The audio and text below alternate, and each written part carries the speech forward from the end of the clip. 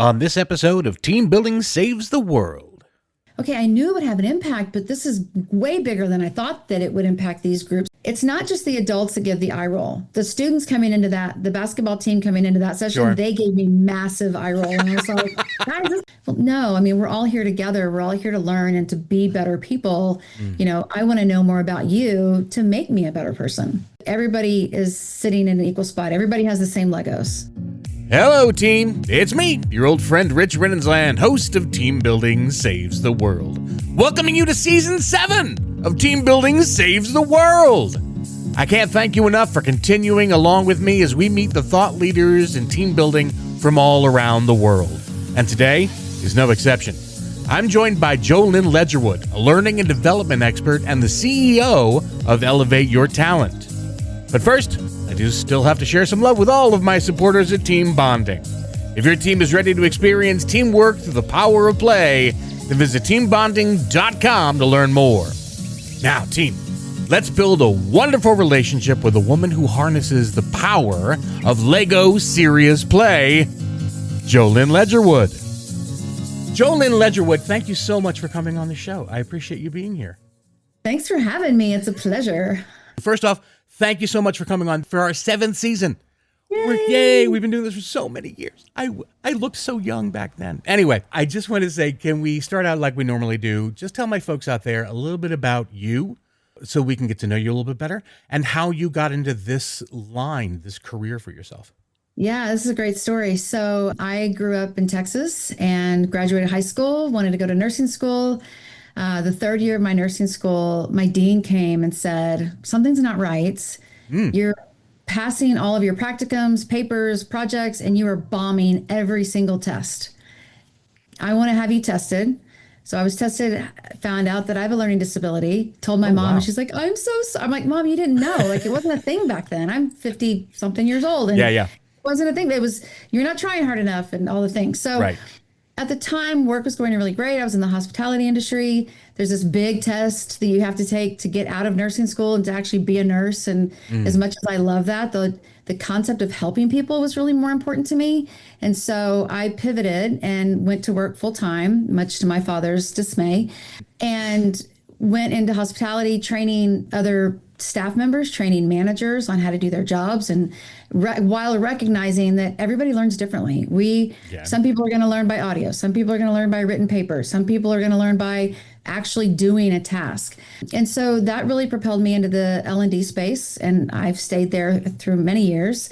I moved up to the IT department in the hospitality industry, and then I went to voice over IP and cybersecurity, and finally, in my last RIF, a reduction in workforce, my husband said, why don't we just do this for you, for other people? And that way you can work for all the companies. And I was like, I'm not an entrepreneur at heart, but he is. And so he was like, let's do that. Great, let's do this. So I gathered the certifications that I had and have been marketing, just helping businesses right now, especially. It's just hard. And with layoffs and uncertainty, and I see that they need a way to bring everybody together and say and own, yes, we had these layoffs, or yes, the world is crumbling as we know it. How can we address those issues, and how can we further solidify that you that are still here are very valuable and important to us?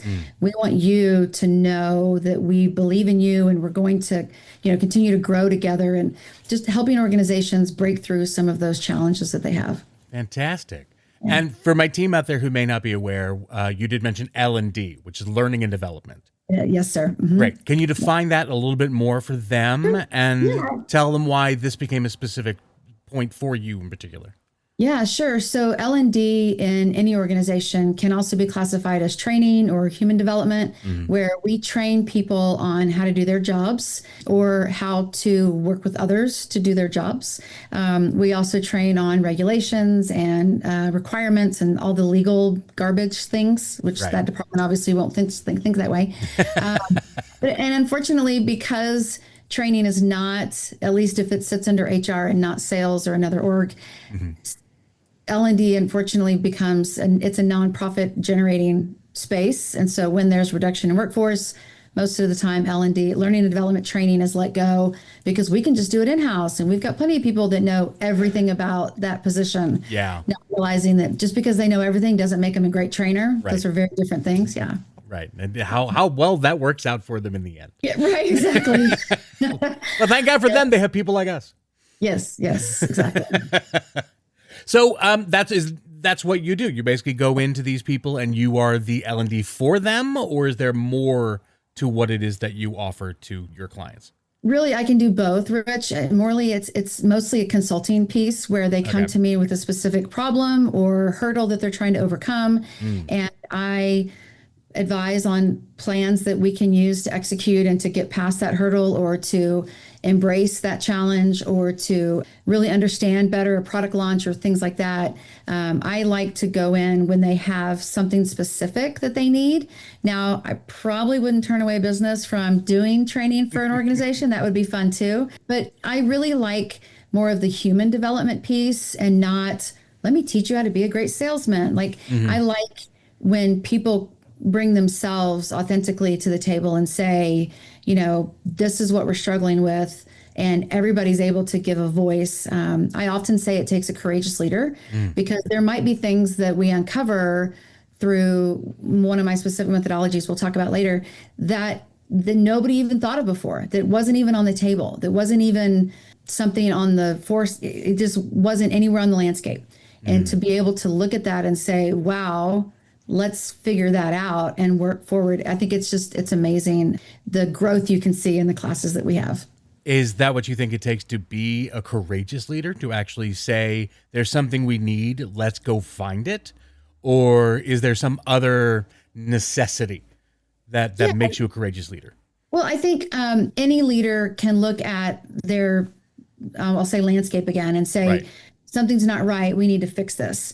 But most of the time they go in with, we're probably going to think of this, this, and this as things that we need to talk about or address. Whereas in this methodology, it's possible, because we're creating models. And I encourage people, when you build with your hands, you open up 80% more brain power, and that's in your prefrontal cortex, which is amazing, 80%. And when they're building, I say, don't think about it, just build. Whatever is going on, just go with your hands, just build. Your subconscious comes through a lot, where I think, and I've seen, where people will build things and then we'll talk about it afterwards. And then there will be an insight of, that makes sense, but I didn't really think about that before. So because we're tapping into that subconscious, there may be ideas that they come up with that were never in a strategy session, or were never even in the leader's mind, because they didn't understand, some of the background of the team members or some other things that they can bring to the table, where that leader is able to say, and granted, these are not like astronomical off the chart, like these are still doable concepts, but it takes that leader to say, that's amazing, and let's figure out how to do that. Or that's very valuable input. Let's hold on to that and see, how we can use that moving forward. That's what a courageous leader is. Yeah. Now, you did say that you're going to tell them that they just build whatever they want to build. For my team out there, can you tell them what building means for you? Yes. So the methodology I am so passionate about is called Lego Serious Play, or LSP. This is a model that was created by the Lego group back in 2010. They put it on the shelf because it wasn't a big revenue generator for them. Two of the family members picked it up off the shelf and said, no, we see value in this and we want to expand it. Nice. So they started creating special kits. They started creating training for facilitators. So there's over 15,000 facilitators in the world, and only 100 in the United States. And when I heard that, I thought, that's crazy. Like, we love Lego. We love to build. But as we were talking earlier, I think because Americans see this box that looks like work, and if it doesn't fit in this exact piece, then it can't be valuable, it can't be useful, so we're not going to do it. But we build models. I ask questions. There's a 4-step model. I pose a question, build a tower, and they each have the same set of Lego bricks, the exact same set. And everybody builds their tower, and we talk about it. And this is a great example where everybody is able to share their model, and all the towers, of course, are different. Somebody will say, I made mine really strong with a solid base so that it wouldn't fall over. And Right. the next person will say, I just wanted mine to be the tallest. And the next person will say, I used all the bricks because I thought we were supposed to use all the bricks. And we introduced limiting beliefs where I never said any of those things. Right. Right. They're all, everybody brings something different to the table. And all of the towers are right. No one's wrong. Like everybody's right because that's the tower to them. Yeah. And we have reflective questions where other people around the table can ask questions of the builder.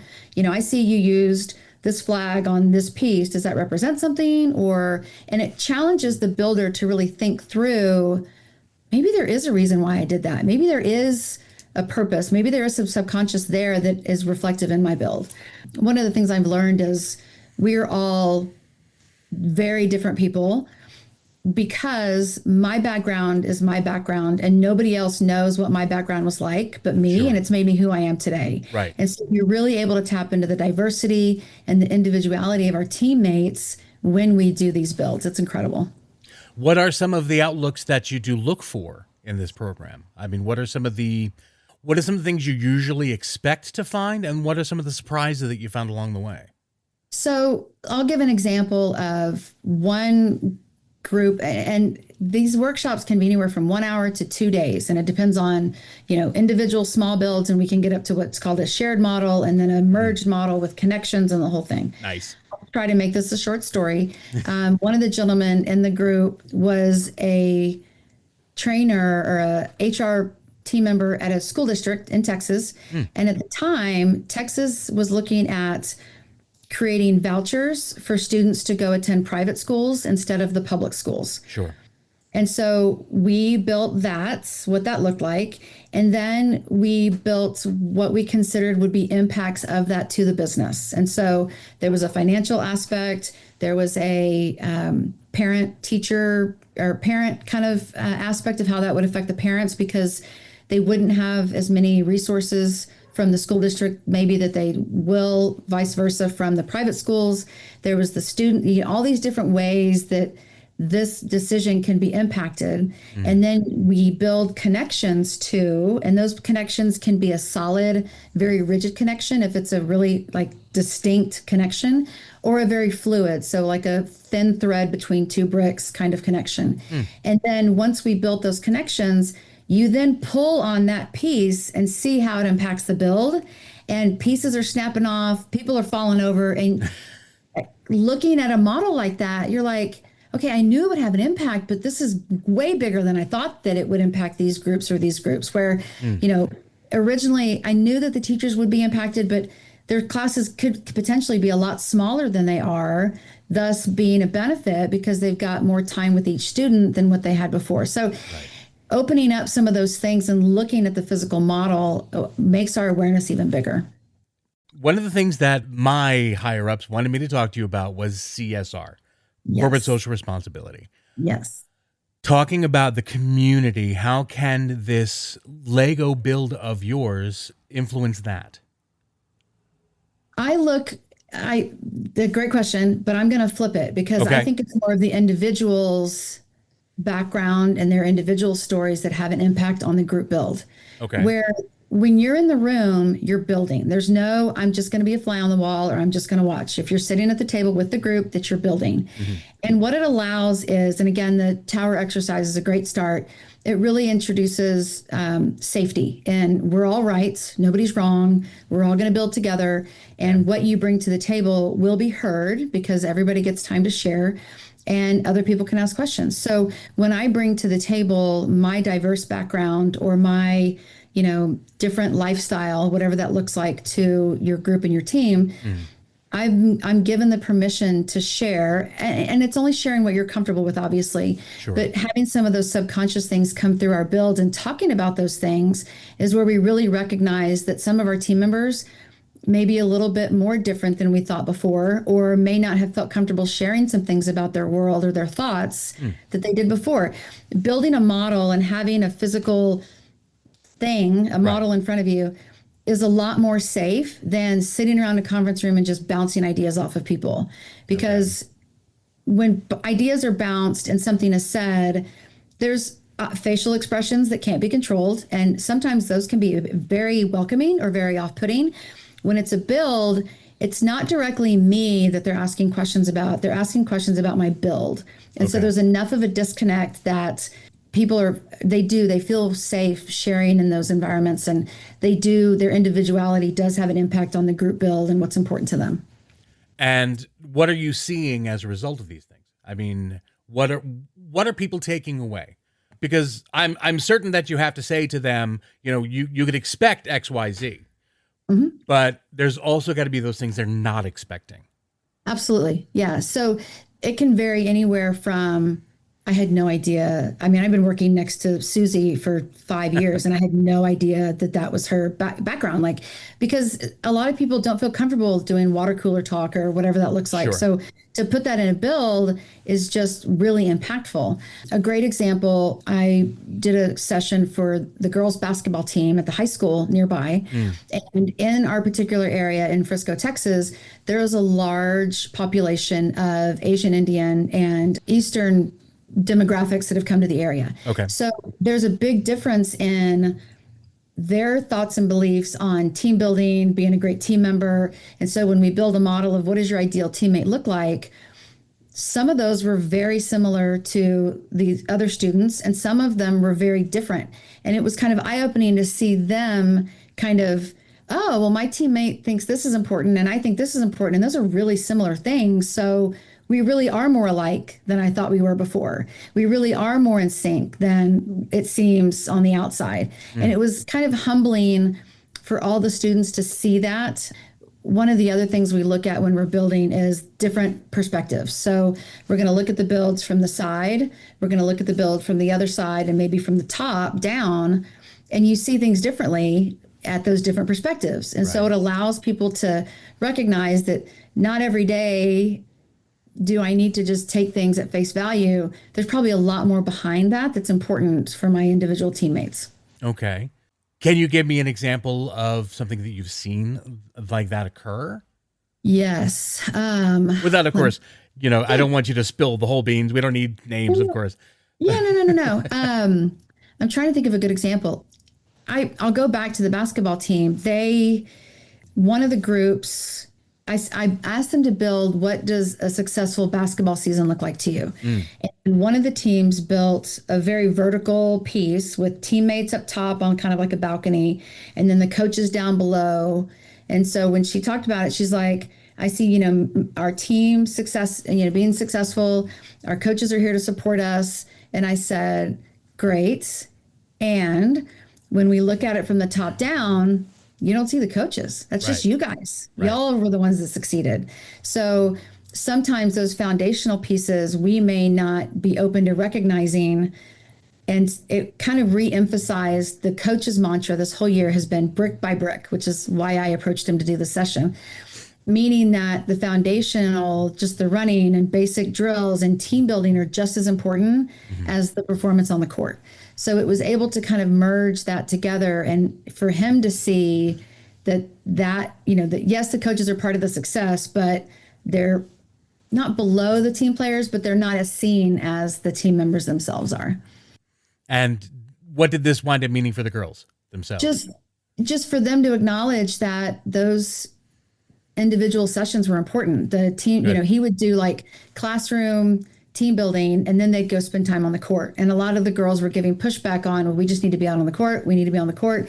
Right. And he said, no, like foundational teammate, we have to have a good foundation here in order for you to feel confident passing the ball or setting up your, teammate on the court. Sure. So they were able to see that connection of, this makes sense. And at the end of that session, it was really great. I asked the girls, what are some highlights from today? What are some things that you learned? And several of the girls said, my teammates are really awesome and I've always enjoyed playing with them, but seeing some of the things that they've shared today have really helped me understand who they are, not just as a name, but a person with history and story. And, there's so much diversity in our area of Frisco here in Texas that it's exciting to see them embrace that, because sadly, a lot of times it's easy for some people to say they're not like me. I don't want to have anything to do with them. Well, no, I mean, we're all here together. We're all here to learn and to be better people. Mm. I want to know more about you to make me a better person. One of the big things that we at Team Bonding talk about is that power of play. The idea that you can learn more about a person through just a few minutes of playing a game with them than you ever will throughout a lifetime of conversation. Absolutely. And you yourself, I did some background check on you before you came on. One of your websites talks about the eye rolling. Stop the eye rolling when your team hears corporate team building or any kind of team building kind of situation that they're getting into. I'm not angry. I have myself been that person who is standing there waiting for the crowd to come in and had their eyes audibly roll at me as they are coming into the room. Yeah. What is it that you think is about the power of play, especially when you look at something like a Lego, where the last time we probably played with them, talking about those, people of our age who are coming into a space, was 40 some years ago, 30 some years ago, 20 years ago even. What is it about that allows walls to come down as they're building walls up? Yes. So a couple of things came to mind as you were talking. Mm-hmm. The first one is the Lego bricks that you played with, Rich, still connect with the Lego bricks that they make today. So the model hasn't changed. The materials that they build with has changed over the years, but you can grab your set and mix it with my set and they would totally build together, which I think is pretty cool. Two, it's not just the adults that give the eye roll. The students coming into the basketball team coming into that session, they gave me massive eye roll. And I was like, guys, this is fun. This is fun. Like, what are you talking about? This isn't like, chalkboard talk. This is fun. But I take myself back to imagine my brain doesn't work in strategic world. It just doesn't. Okay. I'm a relationship builder, intuitor, and I'll even execute better than I can strategize. But I remember the dread of walking into leadership meetings in the fishbowl conference room table where everybody needed to talk about how we're going to do this and what are some ideas for that. And I just was like, my brain just doesn't work that way. And so I felt guilty if I don't contribute, then I'm not a team player. But it was a challenge for me versus, hey guys, we're going to strategize, meet us in the conference room. And everybody walks into that conference room and there's Lego bricks sitting in every seat. And their eyes, instead of rolling, they kind of get really wide and they're like, well, I thought we had it. We do. Come on in, have a seat, open up your boxes, get comfortable. We have some that are overjoyed and stoked and organize their bricks and are very methodical about it. Yeah. Versus some that are like, I'm not creative, I can't build. Okay, that's fair. I respect that. Will you please give me 2 builds and then decide if you're in or out? Because I think that you have more to offer than maybe you think. And this is not a creativity contest. It's just participation. And by the second build, they're the ones that are like, this is awesome. I love this. I'm going to build this and I need that. And just this whole an exuberance around it. Yes, you still have the eye roll-ish because it's a team build, or whatever kind of session. Yeah.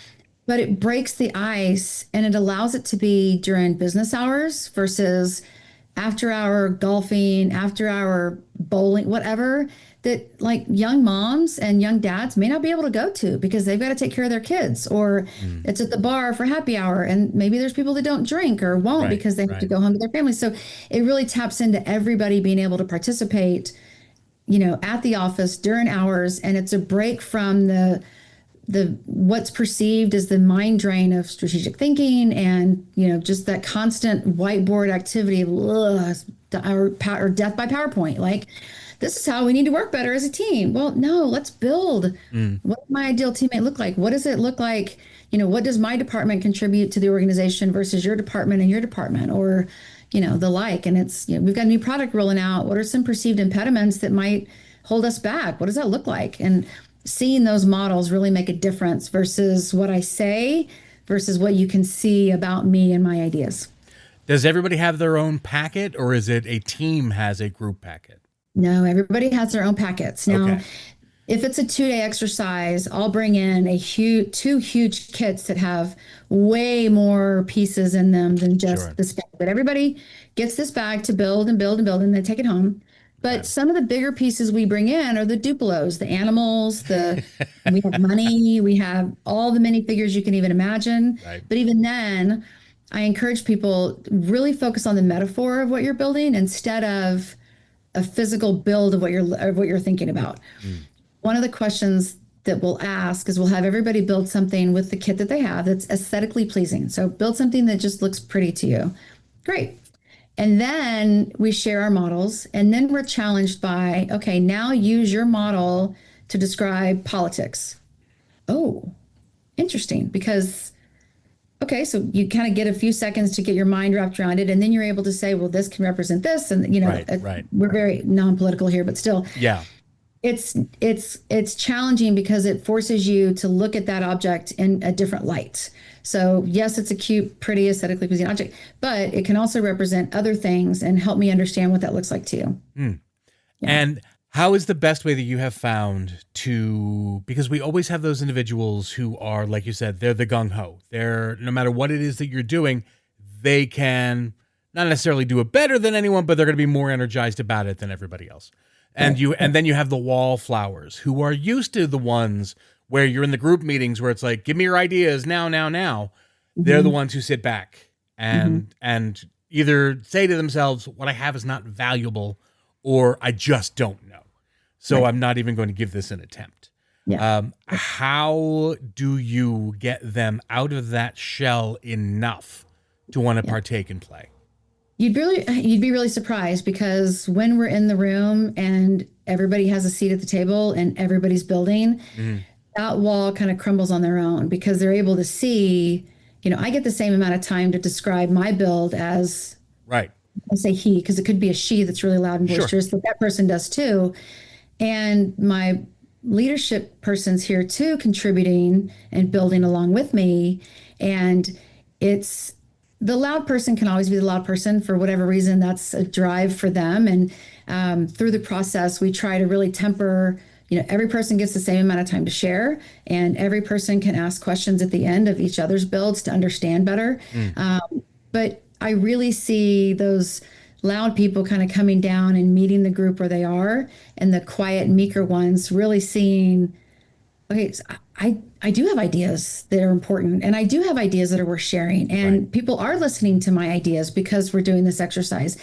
I see more of that than I do the loud, boisterous people. And it's so, I don't want to say humbling, but it's just so honest to see those people adding, because they do have value. They just are really quiet people and don't know how to jump in when loudmouth is going bonkers. And I've honestly been on both sides of it. There's times where I'm like, yes, we should do this. And there's times where I'm like, I don't know, but don't call on me, please. Look at that guy instead.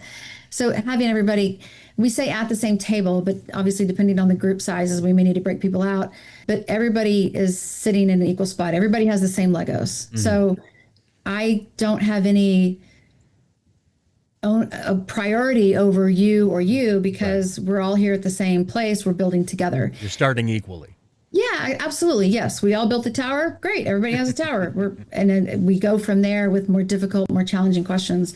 The coaches were building with us with the basketball team, and the girls were actively engaged and having fun seeing the coaches build versus the girls builds, and, banter back and forth. But I'll be honest, I've never had a group say, oh, it was awful. I wish we did not do that. That was not helpful at all. It's always, that was amazing. I didn't know that so-and-so thought this, or I didn't know that so-and-so had the idea of that. We intentionally don't let them keep the builds, because that would kind of freeze them in that spot. And we want them to know that they can grow. They do keep their Legos, and I encourage them. If you're ever in a lull at your day and you're not feeling like you can do much more, use the bricks to build something that makes you happy or that will energize you. And that will open up that portion of your brain to where you're like, oh, I can do this or that. Yeah, absolutely. And say that I am that C-suite person out there right now who's probably listening and going, this sounds neat, and God knows I love Legos. How can I push this to my company to say, this is a direction we should think about going in? Sure. I would want to meet with that person and say, what challenges are you having in your business? Okay. Is it layoffs have impacted the rest of the team? Is it the political climate we're in right now. I mean, is that impacting your team? Is it, newly appointed department leads that may have created silos in the organization? Is that a trouble? And once we identify how I can help, it's when I'll put together a plan to show the questions that we'll ask, the amount of time that we can use, and does this look like something that you'd be willing to try? When they're also telling me about their business, I have I'm using the same Lego kit, and I'm building what I see they need from me. So I'm introducing Lego from the very start of the conversation, and I'll show them, I heard you say this or this, and this is what this means. And to get their response of, yeah, I would put this one a little bit further back or in a different spot because it's not as impactful. Great. And we talk through that. It allows them to see that I also use the Legos to think through strategic problems or solutions. But yeah, I just want to help people. Like if we get together and you decide the Lego Series Play is not for you, that's okay. Or if you hear what I have to offer and are like, yes, that's great, then let's talk, because I'm just here to help companies break through some of those challenges. I've seen those in companies I've worked with before, and it just felt like there was just this roadblock and we don't know how to get past it. And by building models and talking through some of these things, we're able to get past those issues. And is there a possible way to use this if a company is looking for a method of giving back to the community at large? Can they donate the Legos, or have they done that in the past? I've never seen it done in the past, and I don't see why they couldn't. Absolutely. Okay. I could be the conduit between that, or they could do something like that on their own. But who doesn't love Legos? Like everybody, right? Absolutely. Right. Yeah, I've never seen that happen before. In thinking about it, it would be a great opportunity for a company that works with the community to come in together and build what success looks like for our shared space. Okay. I really like using Lego Series Play with board members because they come from different backgrounds and have different things to contribute to the company they're serving for. And that seems to really help. Jolynn, thank you so much for coming on. My team out there, please give Jolynn Ledgerwood a big round of applause. That's just for you. Okay. That's just a small group of people I keep trapped under my desk. I'm going to give them some Legos to play with. Please, because sometimes, right. We're the best. Did you have fun, Jolynn? Absolutely. How can talking about play not be fun? Fantastic. I do hope you continue to feel that way, because it is now time for my speed round. First speed round of season 7, Jolynn. Just so I can remind you what this is, I talked about it a bit in the beginning with you, but this is just a quick 60-second conversation. I'm going to ask you a series of questions. They are completely innocuous, just for fun. It's a nice way to get to know you a little bit more specifically, while also ending on an up note with some fun stuff. I'm going to be playing some music. That'll just keep me in track of the time. And when I hit the button, we will begin. Are you ready? Yes, sir. All right, here we go. Let's have fun. What's your name? Jolynn. How many kids do you have? 5. Which one's your favorite? All of the above. Fantastic. Do you have any pets? I do. What kind? Lizzie, she's a shepherd mix. She was sitting by, she's right behind me now. If you could ask her a question and get an answer, what would it be? Ooh. Hey, Lizzie, do you like the voice I used to talk about you? Favorite go-to vacation spot? Ooh, a beach, anywhere. Cake or pie? Ooh, pie. Go-to karaoke song? Ooh, I Will Survive by Gloria Gaynor. What was your first job? I was a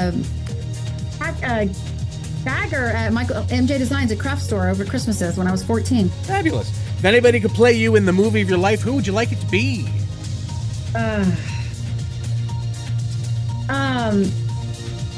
Her name just escaped me. Oh my goodness. She was in Pitch Perfect. What is her name? Oh, now I can't think of it. This is what Anna Kendrick. Okay, that's her. This is what people in their 50s face every day. I don't think anybody else. I need to do a podcast entirely about how people in their 50s forget names. Yeah. Now I can tell you the phone number from my church growing up. No, thank you. But yeah, but names that I should know because I watch her all the time and I follow her is like gone. I always made fun of my mother, who, when I was young and she would get angry at me, would go through the list of her other 3 children, then jump to the dog, then go to me. Yeah. So it was always Pat, Dart, Trey, King, Richie. I'm fourth in the birth order, first in the yelling at, but always behind the dog. Hey, Don't know why. that's at least she thought it was the dog's fault, not yours before, right? True enough. Am I allowed to ask you a question? You absolutely are. When was the last time you played with Lego? With my daughter when she was young, so about maybe 15 years ago. All right. Sounds good. I'll have to I'm going to send you a kit once I get your answers. Please do. I miss the big buckets. I will be honest with you. I miss the big buckets when it was up to us what we designed. So if you have any pull at Lego whatsoever, please let them know. Big buckets. I will, absolutely. Yep, will do. Jolynn, thank you so much. Thank you. This has been so much fun and I've enjoyed it. Thank you.